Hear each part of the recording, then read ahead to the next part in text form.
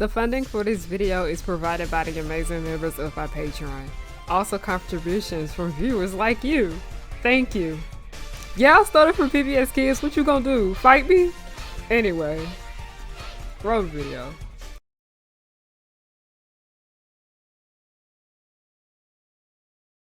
Okay, so this summer me and my friend Abaya Janelle wrote a book called Do Not Call Me Sis. It is a collection of nerdy essays for the most part.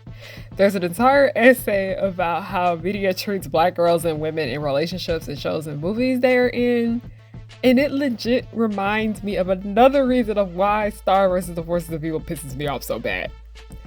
Like so much of our media, Star vs. the Forces of Evil included a trope called the disposable black girlfriend, and Ella Pastora made an amazing video about it. I keep mentioning what the disposable black girlfriend trope is. That trope happens when there are two people. Most of the time they are both white people, and in order to make the male love interest seem like he is someone who is not a bigot, open-minded, and overall a kind and compassionate guy, when the white female lead and the male lead break up, the male lead will go and get with a black girl and practically deal with her until he gets back to his one true love, which at the end of the day would be the white female lead. The disposable black girlfriend trope overall is what Hollywood wants to meet their diversity quota and feels as though they are doing people of color a favor. And shit like this is why I push so hard for indie creators, because if you want stories where people don't feel like diversity is a chore, that's often where you have to go. As I mentioned in my video regarding colorism and my life as a teenage robot, we need to start talking more about how animation treats non-white girls and women, especially if they are of darker skin. And not to my surprise, Star vs. the Forces of Evil contributes to how there is so much work that needs to be done with being careful with wanting to be more inclusive. Y'all, let me tell you, the mic's not even on. I'm not even joking, the mic would break. And we're not even 10 days in. The mic would break.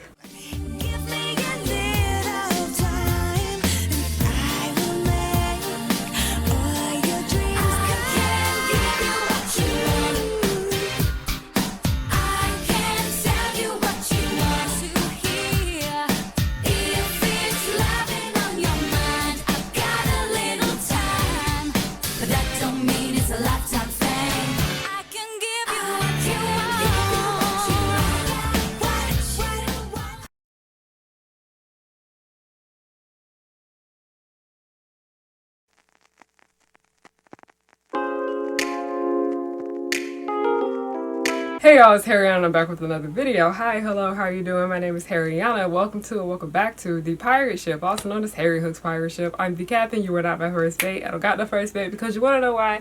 I always let everyone in on a little secret when they come to this channel. So bring your ear in a little closer. Come a little closer. Nobody's worthy of being the first mate, but hi, hello, how are you doing? My name is Harriana, and I like to make content based on nostalgia and family and children's entertainment and all the issues that I find within those spaces. Like I said, I just like the way the mic looks. It's broke. I need to get me a new one, but we don't have the funds to do that at the moment.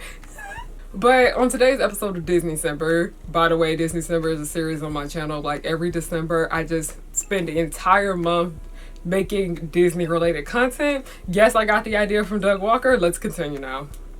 But I don't want to feel like I am beating the dead horse when it comes to Star vs. the Forces of Evil, because I truly do feel like what has been said, but there are other elements within this series that I don't necessarily see people like point out. Mainly because y'all know when I get on here and I talk about the subject of animation and just family entertainment as a whole, we tend to bring up how they handle race.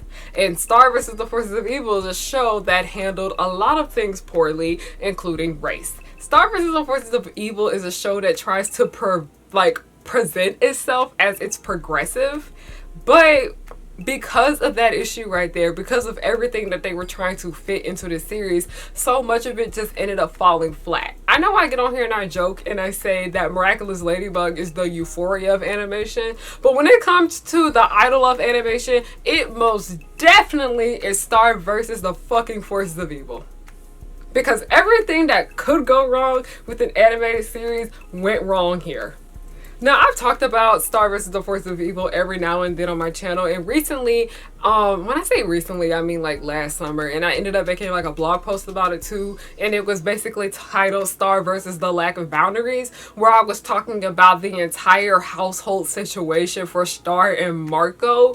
The way that was handled, they shouldn't have dated, because I was like, y'all literally, that was her host family. That is very inappropriate. That should not have flied. But this show continued to do so much taboo shit later on, and I felt as if this series forgot what network it was on. I felt like this series forgot what its target audience was, because at times when I was watching this show, you could tell that they were trying to put elements in it that were a bit more for an older demographic, but then also at the same time, because they're still limited to, like, you know, this being basically TVY7 fantasy violence, they were very limited on how they could go about those things. And that issue right there is what bothered me so much with the entire Kelly storyline. It isn't even necessarily a Kelly storyline, because they got rid of her ass so quick. Kelly deserved better. She was barely even a fucking character. The only thing that she was for the most part was just kind of like a little plot device, or she was more so like a filler.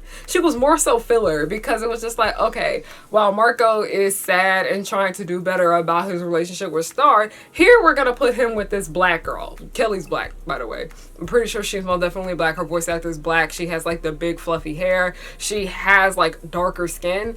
Most definitely that is a girl of color. She was basically just put into the story as a way for Marco to grow and heal, and then next thing you know, when he just didn't need her anymore, he dropped her. But it's also very fucked up, because one thing that pisses so many people off with the way they handled Kelly is because they broke off camera. That's like the biggest factor there. But when it comes to the disposable black girlfriend trope, because that's literally all to Kelly's character, so much of this type is just kind of like mammy caricature.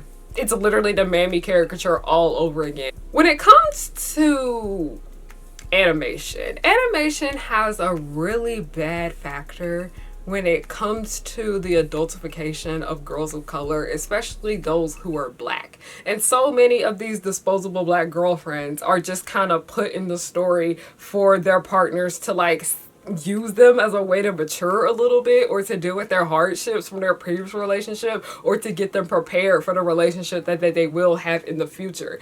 Kelly's only purpose was for Marco not to be all sad and alone about Star, and to comfort him. And when he felt as if she wasn't useful to him anymore, he just got rid of her. But that honestly is to blame on the writing department for this series. Like, let me tell you, Star vs. the Forces of Evil is a series I say that has so much sloppy ass writing, because this show honestly had no idea what it wanted to be. Like, it's so fucking irritating. I'm like, are you trying to be like another type of Gravity Falls with a mystery going on? Are you trying to be a melodrama? Are you trying to be a teen sitcom? What exactly is this fucking show? We need to figure this out. And I hate the fact that there's not much to say about Kelly's character, because she wasn't necessarily there like much. Not even fucking joking. I really thought she had a cute character design. Like, I loved it. I really have her like on my list of like cosplay plans. I really like the way they design her. It's super duper cute, super duper unique, but it's sad that we didn't necessarily get to see her much in here, because that was just her only purpose to the story. And earlier I had mentioned that Star vs. the Forces of Evil is a series that wants to tackle so many things, but not realizing that, one, they're limited to the type of network that they are on, being a family entertainment network, but two, like I said, y'all kind of have to pick and choose what you want to include within your series, because this is something that I have learned. It's something that I have figured out when I've been reading a lot of books, and it's part of the reason why I've kind of gotten annoyed with so many of the newer books that I have read that have come out recently, is that a lot of these books try to handle so many deep, dark, serious subjects all into like 300 pages, and it doesn't work because they don't necessarily have enough time to flesh everything out to the best of its ability. Because I will, oh y'all, Anybody that knows me knows that I have been hating this book so bad because this is the worst book I have read all year. And it's honestly been one of the worst books I've read in probably like 5 years, I'd say. But it's Luster by Raven Leilani. And this is one of those books that I felt like received so much high praise. And yeah, it did. But then there's like a whole group of people that were just like, did we read the same book? And I most definitely am one of those because I felt that way with Star versus the Forces of Evil just as well too. Because I was like, did we watch the same show? Am I the only one that noticed that they pulled that disposable black girlfriend shit? But anyway, when it comes to the subject of race and Star versus the Forces of Evil, it's very frustrating because this show falls into that problem that so many sitcoms have in general. And when I say sitcoms, I'm talking about live action, animated, anything that's basically a situational comedy type show. That is a problem here. They have the main group of characters that are white or just white passing people because Marco is technically a white Latino. Let's just go ahead and get that out. He's basically a white Latino, light skinned as hell. They have the entire white passing main cast, and then the people of color that come in within the series aren't necessarily there to be important. They're just there to challenge them, but also they are there to, you know, aid them and help them and guide them along the way. Because as we were talking about Kelly being Marco's disposable black girlfriend, she also kind of was Marco's magical Negro too, to a certain extent. Now, back to Luster by Raven Leilani. Why I decided to make that comparison right there is because this is a book that tried to put so much into one thing and nothing was fleshed out, but also it just went in there like, okay, this is a story about race, but they keep wanting to remind you and let you know that this was a story about race because it was one thing after another. First we have the adopted daughter doesn't know how to do her hair, and then we have more things about her being an adopted kid, being black and living with white people and shit like that, and then there's an entire police brutality section where the girl gets tackled by the cops, and I'm like, why are you feeling the need to throw in all of this black trauma at one time, on top of the fact that this is also a story about a woman in her early 20s that's still trying to figure out shit, and then we move on to something else, and this story just kept bouncing around all over the place trying to touch on serious ass topics, and it all ended up feeling flat because nothing stuck, nothing stayed, nothing was fleshed the fuck out. And that's the issue with Star versus the Forces of Evil. I do want to say that this show wanted to do so much with it, but they were very limited on that because, like I said, these episodes were probably only like 11 minutes at first, and then they ended up being like 22 minutes or whatnot. They already had the time factor there. They already had the type of network factor that was on there just as well. But this show just literally used people of color as accessories. Like, that's honestly what the fuck it is. They literally just use them as accessories. Because I didn't remember in the first season with that girl on her birthday party, she wasn't necessarily all that important. We have people of color sprinkled out in and there. Marco's parents basically keep popping up in the pictures just to show them like, yes, Latino people exist. They exist. This is a Latino family. But they just kind of like, oh, we're a happy family, that's it. And then they just dip. And then Kelly, in my opinion, was really like the last straw. I know I have gotten on here and I've talked about what is a moment where you feel like this series has died.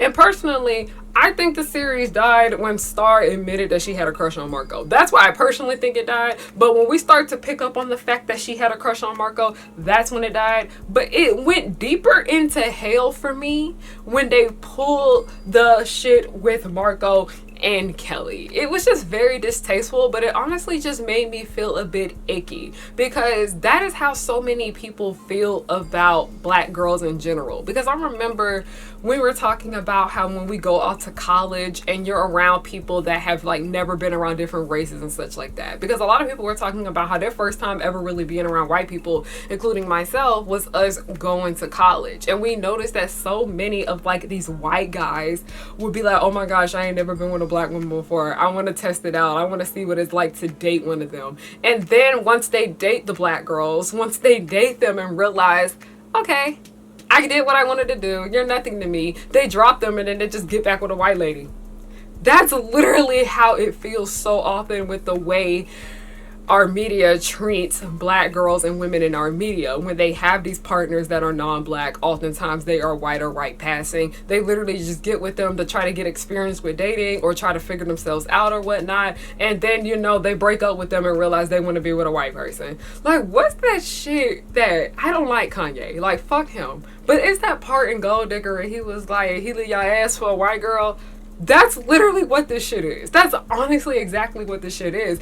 And by the way, little shameless plug, self promo, me and Amaya, we wrote an entire article about this. We wrote an entire essay about the disposable black girlfriend in our book, Do Not Call Me Sis. Like, if you guys are interested in reading it, please check that out, because I do briefly talk about the subject of Kelly in there, but Amaya goes way more into detail about the subject of the disposable black girlfriend and how Disney is one of the major contributor factors to why this trope exists and why it keeps living on. But yeah, that's pretty much all I want to say, mainly because we got a few more Disney December videos to film.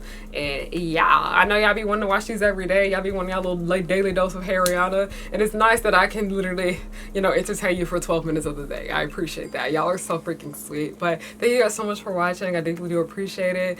Black Friday orders will be going out soon. I'm still getting everything packed up and getting ready to take them to the post office. Thank you guys for watching. I am going to be doing a giveaway soon for my merch, so be on the lookout for that. All my cosplay and stuff like that is on my Instagram at Harriana, HARIYANA. And yeah, Disney December's been going pretty well so far. I'm not nearly as stressed out this year as I was last year, because I have been doing a lot better when it comes to time management and realizing I don't have to make super duper long videos every single fucking day for this program that I am giving. But yeah, that is Star versus the Disposable Black Girlfriend. This is a show that needed a lot of work, and people were talking about, when did they reboot Star versus the Force of Evil? Now leave that shit in the past. Don't bring it back.